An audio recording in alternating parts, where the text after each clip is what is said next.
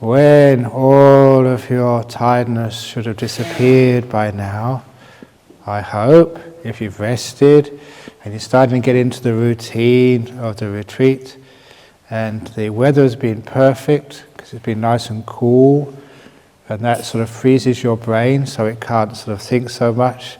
You can't be so hot-headed.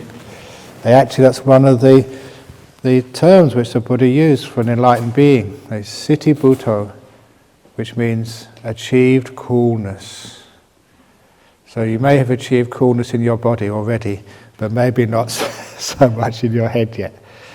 So try and learn how to be cool inside. In other words, nice and peaceful. And of course, that's one of the most difficult things to do in meditation. Because even though you might feel rested and the body is well fed and everything is just comfortable outside, still the mind can go wandering all over the place, thinking. And sometimes because you're thinking too much, that's why sometimes you try and force the mind. Come on, stop. And of course you find the more you try and stop the mind, the more it thinks. So it's very difficult. You can't use force. But what you can always use is what I've called before the wisdom power. And one of the ways to do that, these are some skillful means to be able to meditate. One of the ways to do that is what I call paying attention to the space between you and whatever you're experiencing. So in other words, now I'm looking at Dania. But I'm not really looking at Dania, I'm looking at the space between us. And if you look at the space between you and whatever you're experiencing, then that's where you will find what in Buddhism we call like the hindrances, the defilements, the greed, the hatred, the ill will, the fear, the excitement. Because that anger or that ill will, it's not in the person or the object, it's not in you, it's in that space between you and whatever you're experiencing. And just that amount, just knowing where the problem lies. It's not my fault, it's not your fault, it's just the relationship I have with this, what's in between us. And a good example of that, I remember when I was a student, and there was a movie, me and my friends, we all went with our girlfriends to see West Side Story, a very old movie. But for those of you who know that movie, we're there with our girlfriends. And in the end, it's a very sad movie. There is Maria, who I think she was a Puerto Rican, and Tony, who was an Italian American, both from very poor families. And those poor families, they had gangs and they were fighting each other, the Puerto Ricans and the Italians in New York. But Tony met Maria in a dance, and they fell in love. But it was one of those marriages which were doomed because they came from two communities who never got on. And the final scene was Maria, I think her brother, had a gun and was out to shoot Tony. And she went to warn him, and she saw him under the lamppost. And she went to warn him, Tony, and then the bullet rang out, and Tony was shot. And Maria took him in his arms and held him as he died, singing, there's a place for us, somewhere a place for us. And all our girlfriends started bawling, they were crying, it was so sad. And all the boys were laughing and poking, don't be stupid, it's only a movie. But there was a difference there. The difference there is for the girls, there was no space between them and what was happening on the movie. They were totally involved in what was going on. So much so that they were emotionally entangled. And so, look, it's only a movie. You go there another 15 minutes later and Tony's alive again. As they start the movie again, it's reincarnation, okay?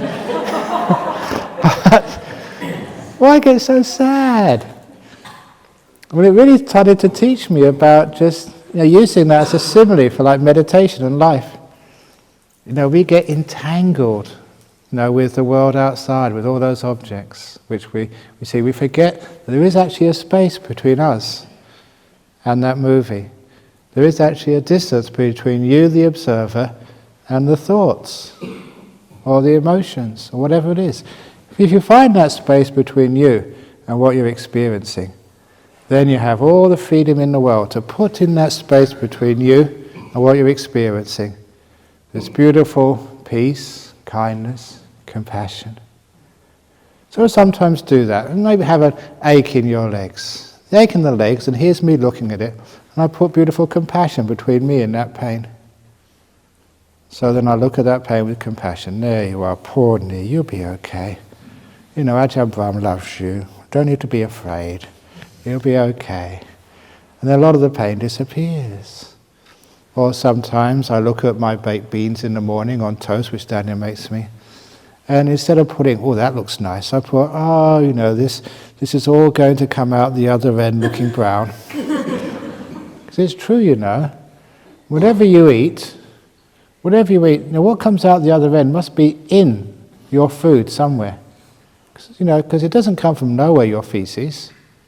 That feces, when you next have lunch, look at your lunch, it may be something very delicious, but somewhere in there is feces. It's only like covered over, with the green of the vegetables or the white of the rice. But underneath it must be there somewhere, because it can't come from nowhere, can it?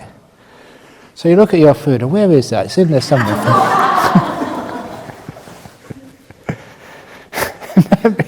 And that means, it's very easy to lose weight that way. Just look at it and just, I'm not going to take that.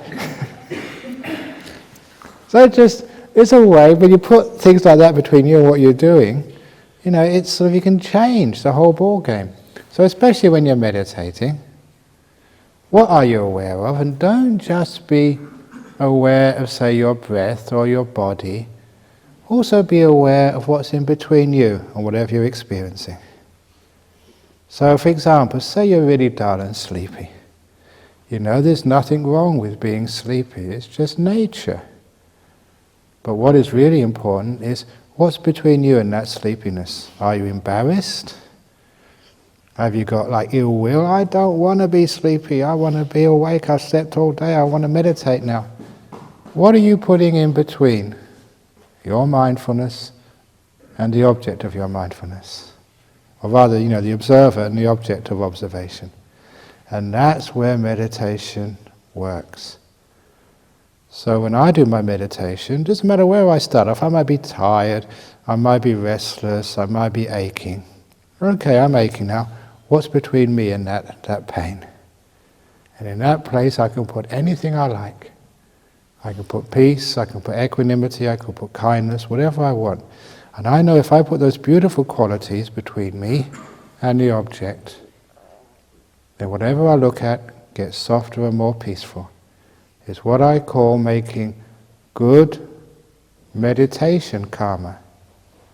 In Buddhism we understand karma. Karma is just the law of cause and effect. If you put the right causes in place, you get the effects. They must always happen. It's not chance or luck. You put the causes in place and then you get the effect. And the causes, that's in between you and the object. How are you watching and experiencing this? So, if you do good meditation karma, it gives you good meditation results.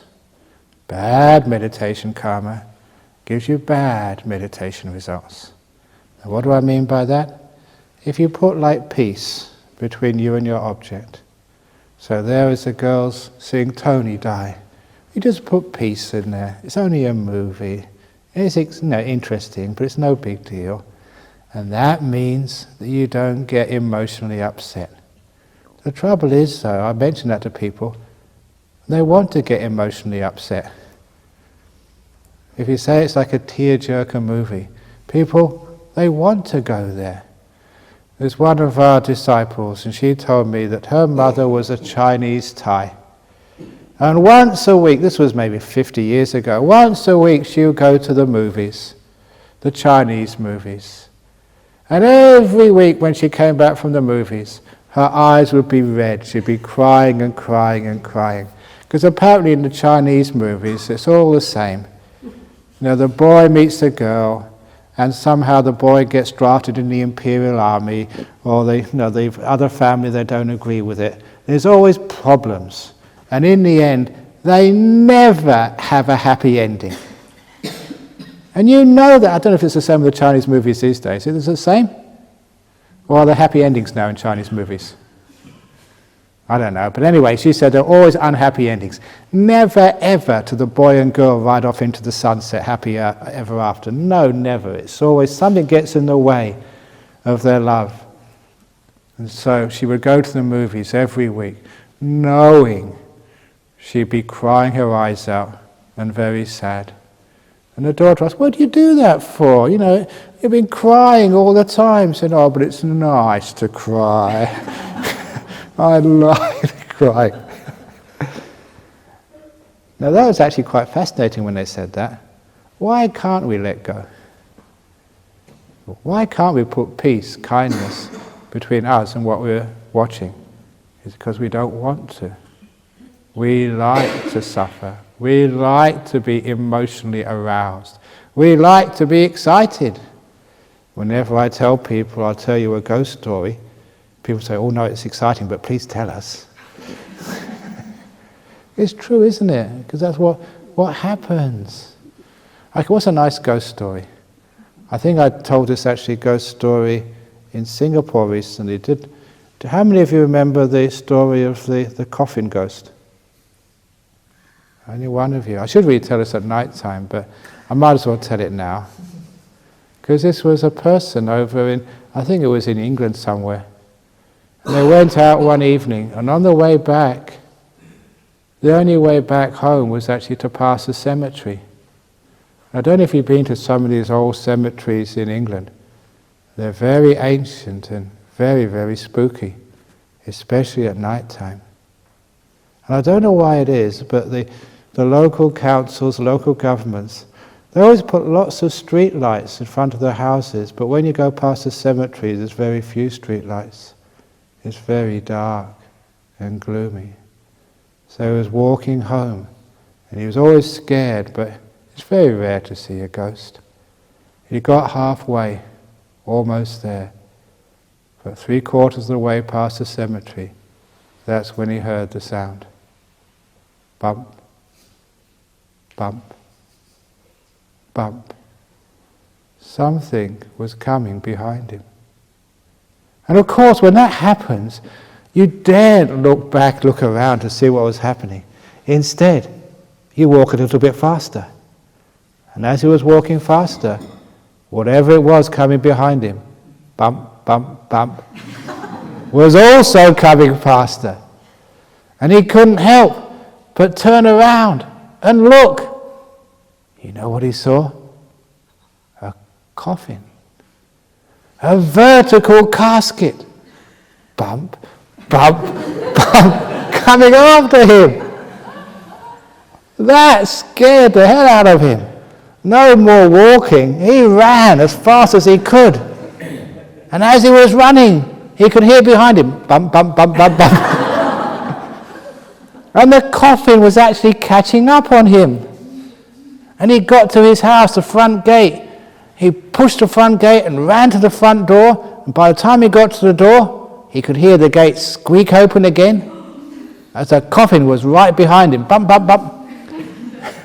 And he reached for his keys. And he can never find the right key. Bump, bump, bump. But he tried one, it was the right one. He opened the door, got inside and slammed the door, and the coffin came right up to the door, right behind him. It was just a seconds was between him and whatever was going to happen if that coffin caught him. And he breathed a sigh of relief. He was in his house, he was safe. So he thought. Bump! Bump! As the coffin started to bump against the front door. Bump! With really strong force. So much so that the hinges started to give way. The wood started to crack. It was only a matter of seconds before the coffin broke into his house. So he ran up the stairs, and as he got to the top of the stairs, bang! The coffin came through the front door. There's only one room with a lock, which was the toilet. He went into the bathroom and locked the door. Bump, bump, bump, bump, bump, as the coffin came up the stairs. There was nowhere else to go. Bump! As the coffin started to break down the toilet bathroom door. Bump! The wood started to splinter. He put his arms against the wall. Bump! And the coffin broke through. There was no more escape, nothing between him and this coffin. And he reached for whatever he could find on the bathroom shelf. It was a bottle. And he threw it at the coffin. And the coffin stopped. It was cough mix. Stops the coffin.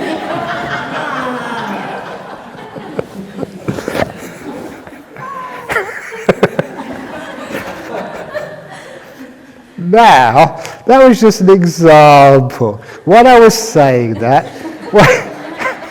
were you paying attention to the space between what I was saying in your mind? No, you enjoyed it, didn't you? A bit of fear and a bad joke at the end. Why do people get into this? But that's a problem in your meditation. Get involved in these things. Because we like to. That's a problem. The only reason you think too much is because you like to think too much. That's what it is. You're attached to it. You like it. You're used to it. Which is why in meditation we try and trick people into not thinking. And to experience what it's like when you're not thinking. And to enjoy the beautiful peace when you're not thinking. What happens? You put peace, you put kindness, you put gentleness between you and whatever you're experiencing. After a while, the thoughts stop for a few seconds. What does it feel like? When there's nothing going on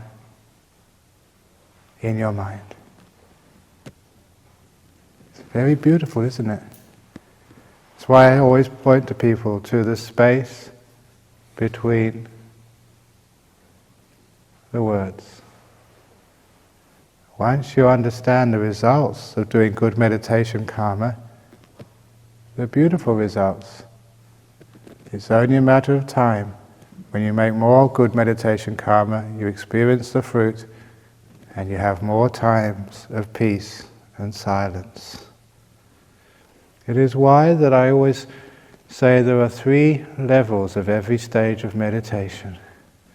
What I call recognition first of all, and then familiarity, and then ease. So even in the silence of the mind, you recognize it first. What silence is. And then you're so familiar with it, oh, it's silence again. So you can relax and not disturb it. And then it stays. In a similar way, when you first came to this retreat center, those of you who came here for the first time, you didn't know your way around. You didn't know which was your room and somebody else's room, and where the toilets were, and where to sit in the hall. Now it's like a second home to some of you. It's your room, you feel comfortable there, you know all the areas around here. You recognize the place and now you're familiar with it.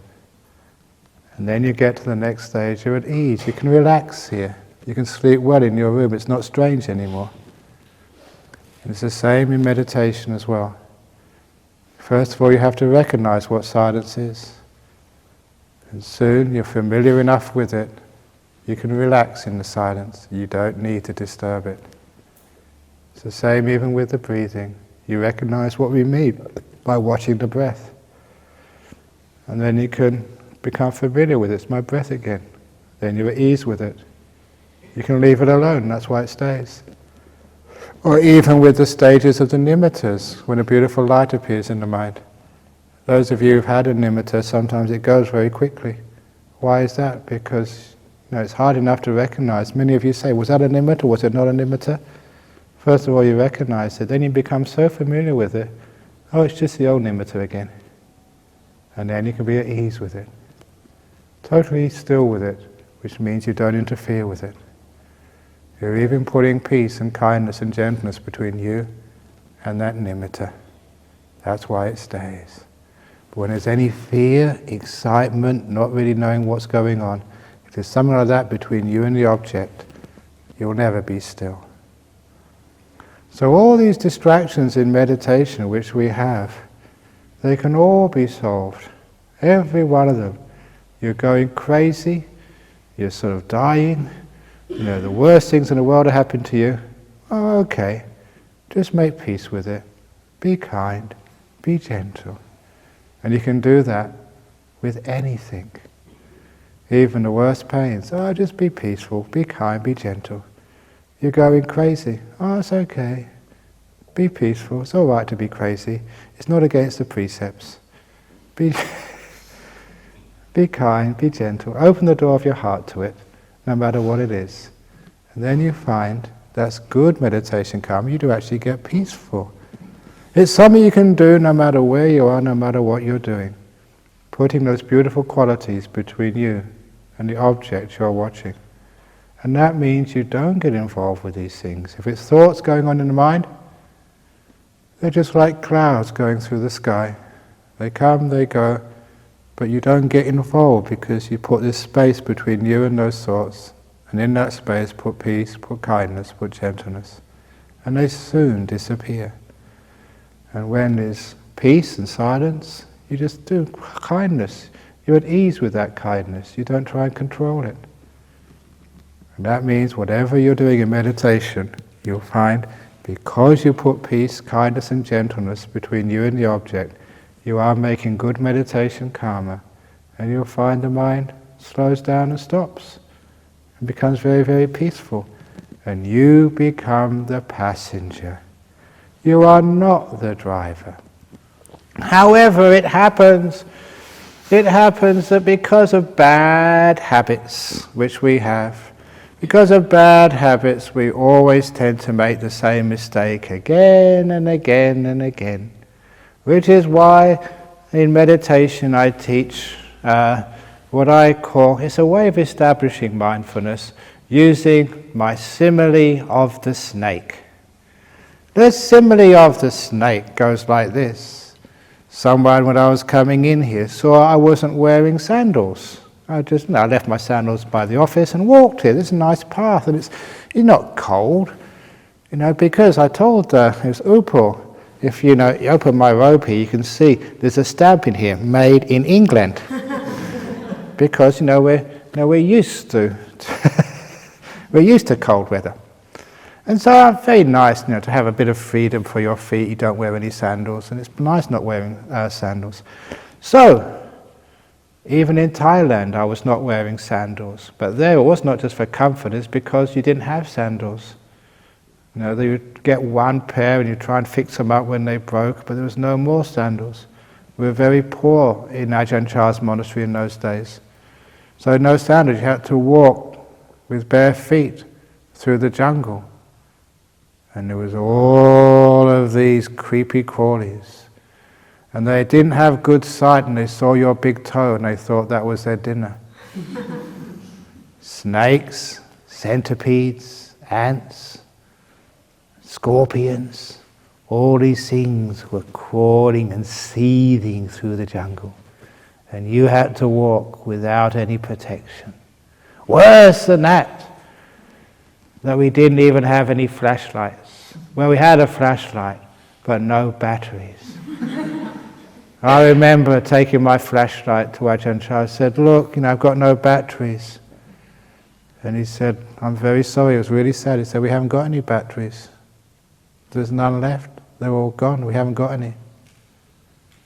So there I was in these dangerous, slithery jungles of northeast Thailand. After the evening meeting, walking through the jungle, just using the starlight. No flashlight, with no shoes, knowing at any moment, a snake could get my toe, or a centipede, and they really hurt, or a scorpion or ants. It was very dangerous. But from that experience, I developed the simile of the snake. When I left every evening, I knew the snakes were out there somewhere, many of them. When I first went to Thailand, they told me there were 100 species of snake in that forest. 99 of those 100 were venomous. If they bit you, you'd be very sick or die. And the other one, the 100th one, would strangle you to death. They were all really dangerous. So of course, we were very careful. Because I knew they were out there, I was very, very mindful. I wasn't thinking about what I was going to do tomorrow. I wasn't thinking about where I came from. I wasn't thinking any other thoughts except, is there a snake in front of me? And because of that, I set up my mindfulness. Be aware of the snakes. They're out there. And if you lose your mindfulness and awareness, they will get you. So as I was walking down those paths, sometimes you see all you could see is a shadow across the path. It was too dark to see anything clearly. But if there was a shadow there, I'd either turn around and go another way or jump over it. Because I was on the lookout, I never got bitten. And that became my simile of the snake. Now in your meditation, you may have one problem, one hindrance. It may be falling asleep, it may be thinking, it may be fantasizing, it may be excitement, or whatever it is your big problem in meditation, your number one obstacle, which has been biting you time and time again and causing you lack of progress. At the beginning of your meditation, you remind yourself, that's my snake. I'm going to be aware of that one. And if you set up your mindfulness that way, throughout your meditation, it may be like thinking. You set up meditation, I've lost too much time thinking. So, I'm going to be on the lookout for that first thought. What happens? You start meditating, it's all peaceful. And peaceful. And when the first thought comes, aha, I see you. You can jump over it or take another route. And it never catches you because you're on the lookout. It's just also like when I came in here, I knew I was a bit early, so I opened up the door for many people so they can walk in. And I said to Eric, I am the bouncer. I'm keeping out all the troublemakers from this room. Just like in a nightclub, you have bouncers, doormen. And that's like mindfulness in the mind. It's like a doorman of an exclusive club. Again, Club Med. And that bouncer, that doorman, keeps out all the troublemakers. So when you're mindful, you set up your mindfulness, it keeps out all these stupid thoughts. It keeps out all of the other cravings and wantings. It keeps out the troublemakers of past and future. What are we going to have for dinner today, for lunch? Have you seen the menu yet? Is it something you really like? Are you going to be cutting up the vegetables today? Or the other things and thinking, wow, this looks really nice. Maybe I'll have some of this. But by the time you get to it in the line, it's all gone. That's happened to me many times in life.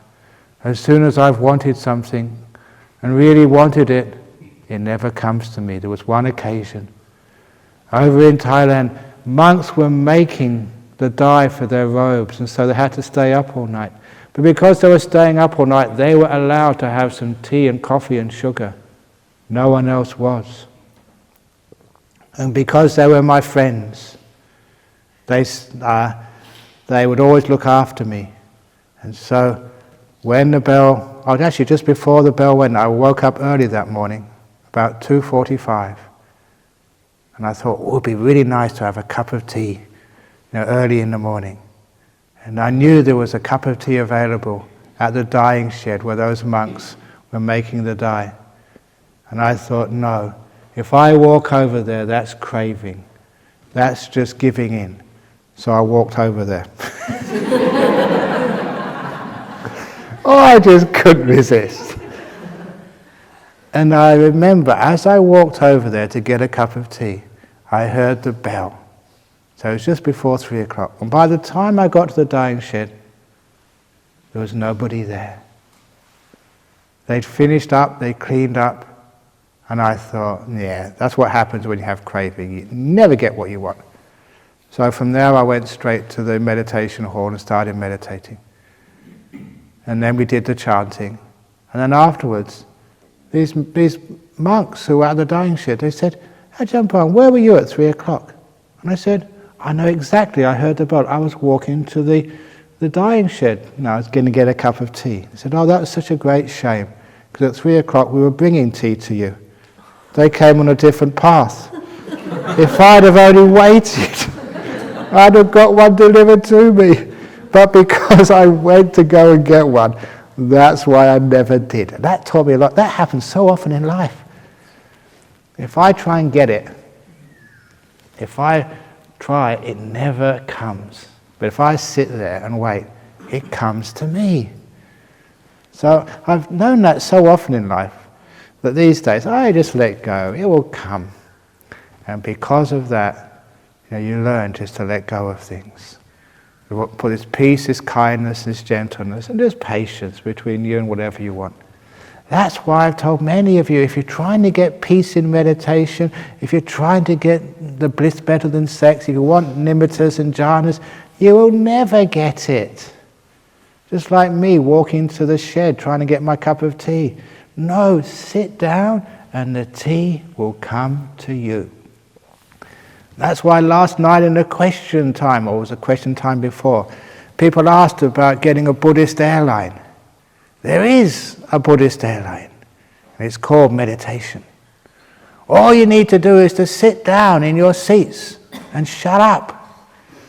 Don't do anything, just make peace, be kind, be gentle. And you're sitting here in meditation, and just like being on Buddha Air, the flight attendant comes up to you and said, Miss, would you like nimitta? They come and actually serve you. Been on Singapore Airlines, Qantas, Air Asia. I never ask for anything. They just come with this big trolley and they say, sir, do you want something to eat? Do you want a cup of tea? No, it's the flight attendants, in-flight service, that's what it's like.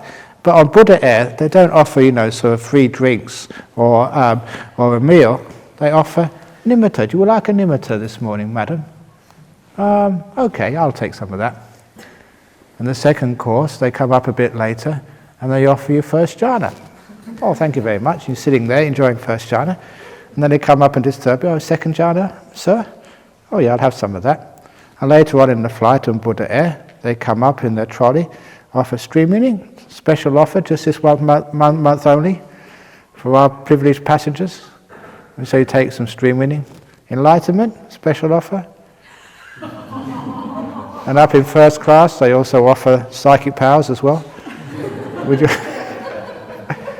And it all comes to you. You don't go pressing the bell and asking for things. And that's like meditation. You sit there, do nothing, and all these things come to you. But again, sometimes it's so hard because you want, sometimes you don't get patient enough. You go, like me, just going off to that shed trying to get my cup of tea. Instead of just waiting and it will come to me. That ability to wait, and I mentioned it yesterday, to wait in the moment, not in the future, is really important. And I was mentioning in the interviews yesterday one of these stories because sometimes people are afraid just to let the mind go. If you have got lots of thoughts, if you are going crazy, just let the mind be crazy. Don't try and control it. And this was a story from the time in Thailand. And it was an incident which we used to be able to understand the way the mind works, because out of nature you understand the way of the mind. And this was a time once when there was a farmer taking his water buffalo out to the fields to graze. And he took the water buffalo on this path which was just on the edge of our monastery. But what happened was the water buffalo got scared and tried to run away. And the farmer was leading the water buffalo just by a string. and he tried to stop the water buffalo. And unfortunately, the string wound around his finger, and the water buffalo ran off with half the man's finger. So this guy came into this really gory sight. He came into our monastery with like half a finger and all blood over his hand. He lost his finger. And yeah, it was painful, but they took him to the hospital, and bandaged him up. And he was fine afterwards, he just, from then on he could only count to 9, not to 10. But apart from that, he was fine. Anyway, we use that as a simile. What is stronger, a man or a water buffalo? It's obvious, a buffalo is much stronger than men. So are you really going to win if you try and hold the water buffalo back? Of course you're not. So the wise thing to do, if the water buffalo is going crazy, let it go. Let it run off. Because it doesn't run that far, maybe 300 or 400 meters. And then when it settles down, you can walk after it, hold the rein or the string, and then pull it back. And that way you don't lose any fingers. That's exactly the same with your mind when it goes crazy. Thinking a lot, I'm not getting anywhere in this meditation, this is hopeless, I'll just let the mind go. Yeah, it will start to think and fantasize or whatever, but when it slows down, then you can bring it back. And it's very easy. Or a story from Perth, a very similar story. There was a woman here, and she had about 5 or 6 year old son, and one day her 5 or 6 year old son got very upset at his mummy. I don't know what his mummy was saying to him, but he got so upset he said, "Mummy, I don't love you anymore. I'm leaving home." So the 6 year old said to his mum he's leaving home. And what did mummy do? Very good idea. I'll help you pack. So this is a very smart woman. I really respect her wisdom. So together with her 6 year old son, she went to the bedroom and packed his little bags, with teddy bears and stuff, and said to him, "Well, before you go, you've got to have something to eat." So he made him a sandwich, his favourite sandwich, whatever it was. And then with the son, with his little bag, with the sandwich and all his favourite toys, walked away from home, and his mother was standing at the door waving him goodbye. "Bye-bye, son, don't forget to write." And the son went again to the end of the path, opened the gate, and turned to go off into life. He'd left home. Of course, he only got as far as the corner before he was homesick. Turned around, came back through the gate, and his mother was still waiting. "Welcome home, son." That was a really beautiful, wise story. And there was a similar story from the BF too. I forget who she was, but there was a person who was like the counselor at the BF. I don't know what's happened to her since. But she came to do some meditation at Bodhinyana Monastery a few years ago. And when I told her that story, she was totally disrespectful. She was actually on the floor, holding her tummy, rolling around, laughing her head off. I've never seen any of you do that yet, even in my bad jokes. I mean, sometimes you hold your head, "Oh no, not again." But I haven't seen you rolling around, literally. And I said, "What's the matter?" And she said, "You won't believe this, Ajahn Brahm. It's absolutely true. A very similar story happened to me. I got upset at my mummy. I was only 5 years of age. In one of the HBD blocks. Maybe 7th or 8th floor. And I said, "Mummy, I'm leaving home," and she helped me pack. The only difference was she never made me any sandwich. She just gave me $10, buy your own lunch. It's Singapore, you know that. And so she said, with her $10 and her little bag, she went to the elevator, pressed the button, and her mother was waiting there, waving her bye-bye. "Bye-bye, darling." And this little 5-year-old, she never got to the end of the street. She just got to the ground floor. before she missed her mummy, and just press a button up to the 7th floor again. And of course, her mother was waiting by the lift, because she knew what would happen. Welcome home, darling. Now that's a beautiful simile, because that's how your mind works as well. If your mind wants to go crazy, be restless, think about this, think about that, let it go. Don't just let it go. Pack its bags and give it $10. Bye-bye. And you'll find, it will go off here, it will go off there. But when it's done what it needs to do, it will come back. And you're waiting for it. Thank you. Come. Now welcome home, mind. And then you can carry on meditating, be very peaceful and happy. That's actually the power of just letting go and what we do. Let go of the water buffalo. Let go of the, if you try and control that kid, they'd probably throw a tantrum and spoil the whole day. So they're very wise. They knew the kid would come back. You know your mind's going to come back. So just let it go, bye-bye, and it all comes back to you again. That is wisdom power, not willpower. And my goodness, it works very well. So when you're doing your meditations, put this lovely peace, kindness, and also trust between whatever you're observing, whatever you're doing. Because trust is also an important part of this meditation. If you don't trust what's going on, you will again try to control. You can't just let go. I've been really amazed how much trust a baby has with their mother. I've sometimes been in these shopping centres and seen the mother carrying her baby, a baby in one hand and a trolley in the other hand, or bags, and there's lots of people there busting this way and busting that way. My goodness, if I was in that mother's arm, I'd be terrified. She'd be bumped and dropped. But that baby is fast asleep. It's totally 100% trust that the mother will not let it drop. That's amazing trust, which means it can relax and have a peaceful time. Wouldn't it be wonderful if we could have that trust, at least be able to trust our mind, to let it go. And if you can let it go and trust, then it will become peaceful. It's because we fear, if I don't control and do something, my mind will go crazy.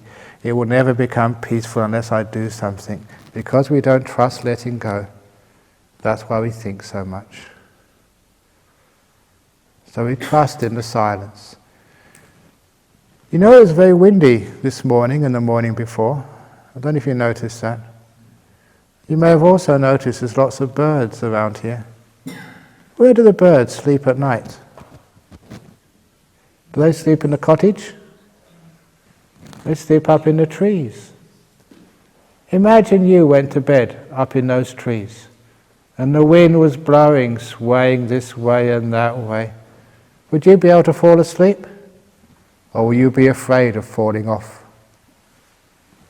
I've never ever seen a bird fall off a tree at night, no matter how strong that wind is.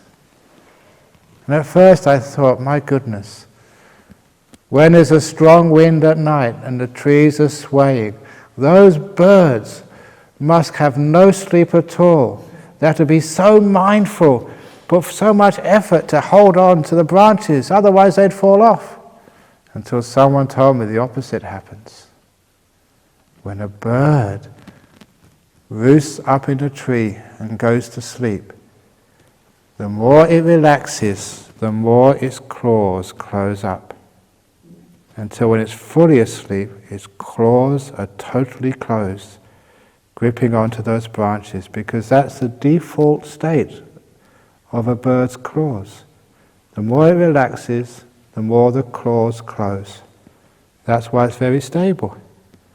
So those birds up in the tree who are the most relaxed are the most safe. They never fall off. The psychotic birds with anxiety disorder, I'm going to fall off, I'm going to fall off.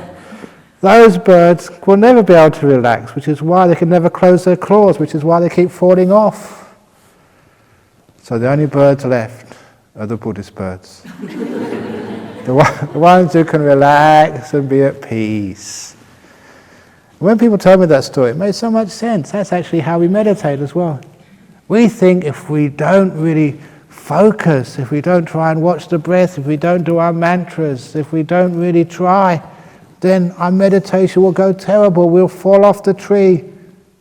And the opposite is true. The more you let go and the more you trust, the less likely it is that you will fall off and get restless or get tired. You relax totally and you find you're still.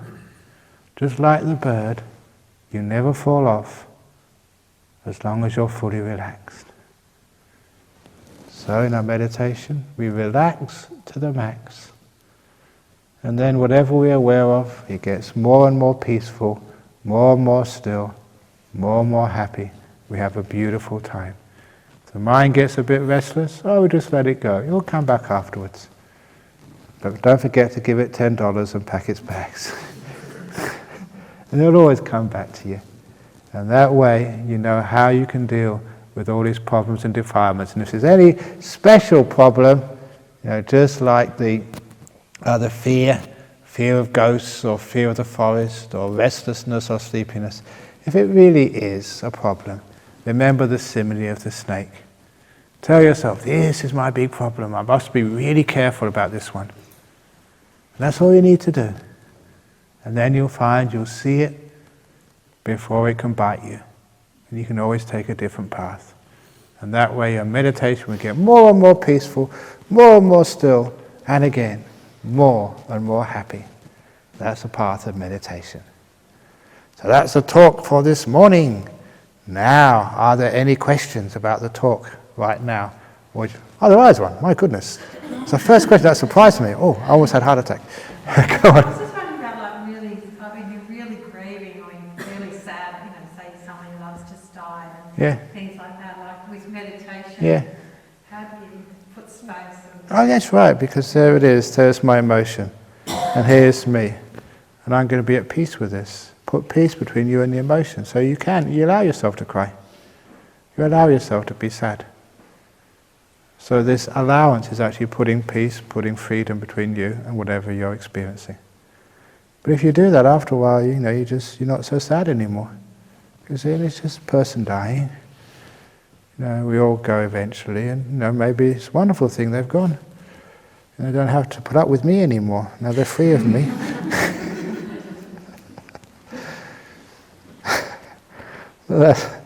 That's one of the old stories. The old stories of the old man and the old lady. It's in the Opening Door of the Heart book. And I tell this often at funeral services. Because funeral services can be so depressing. And everybody crying and bawling, it's so sad, this person has died, rah, rah, rah. So when I did a funeral service once here in Perth, about 15 years ago now, people were so miserable. I'm a monk, I can't stand around where people are miserable. So I told them a joke. Why not? Do you tell jokes at funeral services in Singapore? It'd be great if you did. Cheer people up a bit. So anyway, I told a joke. And as I started the joke, at the funeral service in Australia, you're standing up the front and all these grieving people, all in black. That's a big mistake. Wear some nice colours, Hawaiian shirts. But anyway, actually that did happen once. I did a funeral for like a bikie. I think they were a member of the Hells Angels or something. That was a really amazing funeral service I did.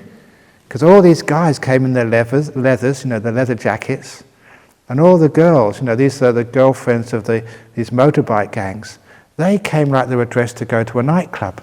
It was in the middle of a funeral. There's so much flesh you see there. It's very difficult for a monk. But I go to the service, they're really nice guys afterwards. They say, thank you, great service. But anyway, they're really fun at the funeral parlours. But anyway, this time I was at the front, and all these people in their suits and stuff were there, all very sad. And the funeral directors, once they realised I was going to tell a joke, they were at the back saying, no.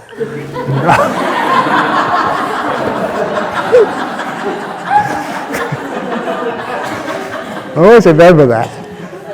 But it was too late. No one can stop me. Once I get into a joke, you can't stop me. Even if you walk out the door, I'm going to finish it. So then afterwards, everyone cracked up. And once everyone was laughing, the funeral director sort of sighed if it was okay. And the undertakers. And so from that time on, I've often told this joke. So this is why you should not be sad, when somebody dies. Because this was a story of this old couple who'd been married for many, many years. And when one of them died, the other one passed away within a few days. I've seen that many times. Because you've been together so long, when half of you goes, the other one can't survive. So because they died within days of each other, they appeared in heaven together. And because they were really good people, they were met by this angel and said, because of your good karma, I've come to show you your heavenly reward. And took them to this mansion. I mean, it was a huge house, bigger than the president's palace. And it was on the cliffs with this $1 billion view over the ocean, top real estate. And the husband, who was always really down to earth, took one look at that house and said, that's a beautiful house, but someone on my salary can't afford, the council, the government taxes. The taxes you pay on houses? You pay that in Singapore? What's it called? It's called government rates here. What's it called? Property tax. I won't be able to afford the property tax. And the angel told him, sir, you don't have to pay property tax in heaven because we don't have any governments or politicians. That's very interesting to know that. No governments up there. Now, number 2. When he took them inside this house, this mansion, it had so many rooms. And there was this furniture there which was exquisite. They had chandeliers with Waterford crystals. They had these huge plasma screen TVs. And they're not sort of 6 feet long, 100 feet long. And there he could watch his Premier League soccer. And on heaven, on those TVs, whatever team you support always wins in the end. It's heaven. And he took them into the bathroom. And even the toilet seats were made of solid gold. And when you pressed the button at the top, it was a ruby you pressed. And the water which came out afterwards was Chanel No. 5. It was heaven. And the whole house was like that. So, when they finished the tour of the house, the man said, look, these are really expensive furnishings. Fancy having a toilet of gold with Chanel No. 5 as your, water which flushes all the stuff down. But, someone on my salary would never be able to afford the insurance on all this expensive stuff. And the angel just was really surprised. Sir, you don't need insurance up in heaven. There's no burglars allowed up here. It's perfectly safe. No insurance, okay? It's for free. And then the angel took them down to the garage. Not a single garage, not a double garage, a triple garage. And there was these 3 vehicles there. And the first vehicle was this stretch limousine. When you talk about stretch, it was stretched. They had a swimming pool inside. And a second vehicle was one of these, 4-wheel drives, can go anywhere. Up and down mountains. It was so powerful and strong, it could even go up waterfalls. All-terrain vehicle.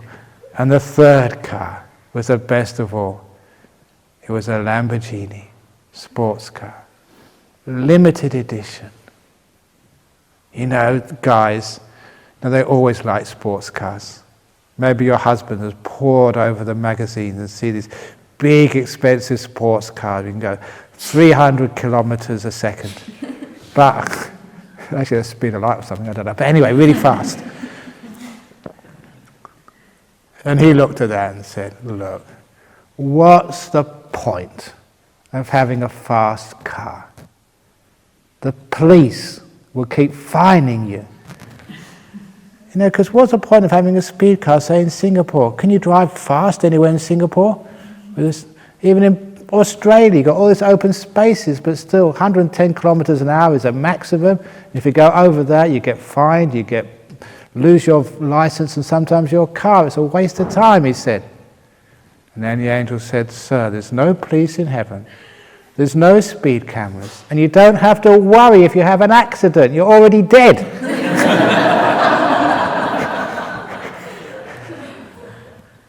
So I was very happy at that. But the best was yet to come. He opened the garage doors on the opposite side of the road. Right opposite his house was this immaculate 18-hole golf course. And the angel said, "We knew that before you got old and sick, you always liked playing golf. So as your heavenly reward, we arranged this 18-hole golf course on the opposite side of the road." And he said, that golf course was designed by Tiger Woods. You may remember when he had his argument with his wife and the car hit the tree. He had a near-death experience, long enough to leave his body and go up to heaven and design the golf course for you.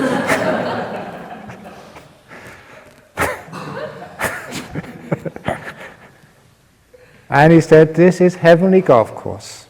And on heavenly golf course, as long as you get the ball on the green, whichever way you putt it, whichever way, it always curls into the hole.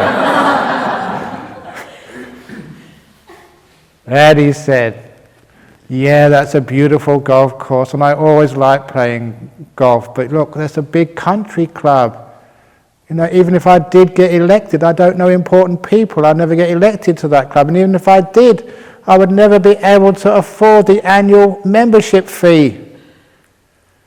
And the angel said, sir, you're already a member. You don't have to pay any fees. He said, we haven't made you a life member. We've made you a death member. Forever. And at that, the angel left him. Left him to his beautiful mansion, golf course, Lamborghini car. And as soon as the angel left, instead of being happy, the husband was very upset and very angry and started shouting at his wife. Really scolded her, called her terrible names. And the wife didn't know why. What have I done wrong? And at the end, when he had to pause for breath, she asked him, why are you so angry and upset? You got this beautiful mansion, you got your sports car. I know, the angel was right, you always wanted a sports car. You got your golf course right across the road, you don't have to go anywhere, you can play as much as you like. He said, because wife. Because wife! If it wasn't for all that good healthy food you gave me, I could have been up here many years earlier.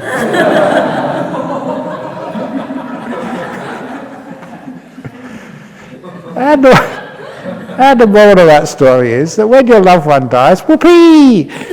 He's got his car, he's got the golf course, hooray! So it's like looking at things in a different way. So why be sad when somebody dies? Interesting question, isn't it?